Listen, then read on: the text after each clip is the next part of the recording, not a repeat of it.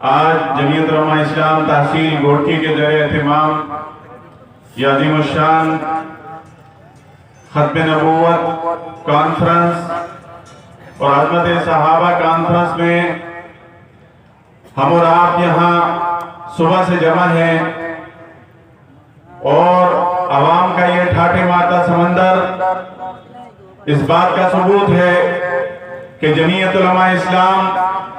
وادی مہران کی ناقابل تسخیر طاقت بن چکی ہے۔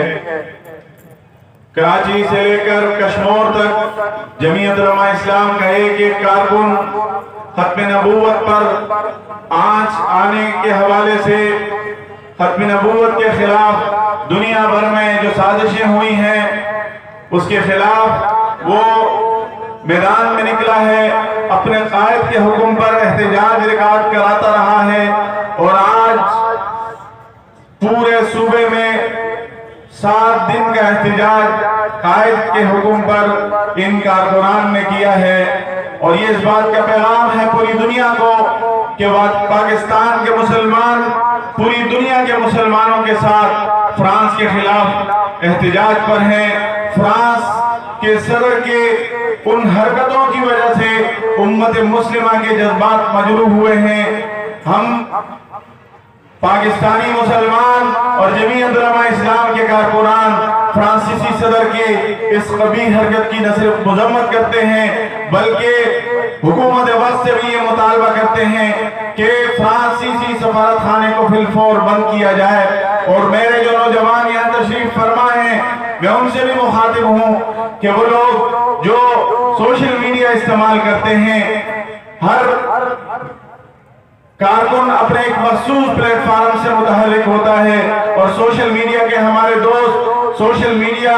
پلیٹ فارم پر متحرک ہوتے ہیں۔ میں ان سے بھی گزارش کروں گا کہ اپنی توانائیاں اور اپنی انرجی جمعیت علماء اسلام کے اس کاز کے لیے وقف کیجئے۔ جمعیت علماء اسلام نے آپ کو یہ پلیٹ فارم دیا ہے۔ جمعیت علماء اسلام فیس بک پر بھی متحرک ہے، ٹویٹر پر بھی متحرک ہے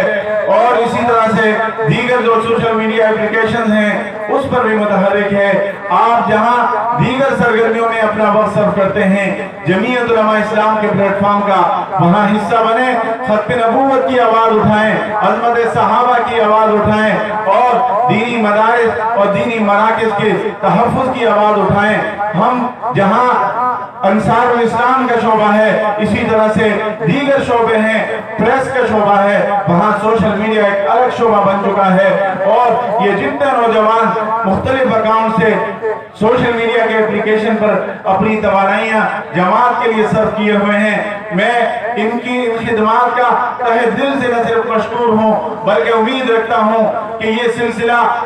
اسی طرح سے جاری اور ساری رہے گا اور اسے یہ دوام دیتے رہیں گے۔ اور جمعیت علماء اسلام جس طرح سوشل میڈیا پر ان لبرل اور سیکولر جماعتوں کے خلاف ایک بڑی قوت کے طور پر سامنے آئی ہے، آنے والا وقت بتائے گا کہ جمعیت علماء اسلام تمام شعبوں میں ان لبرل اور سیکولر سیاسی جماعتوں کو نہ صرف مات دے گی بلکہ ہر میدان کی فاتح ٹھہرے گی۔ وآخر دعوانا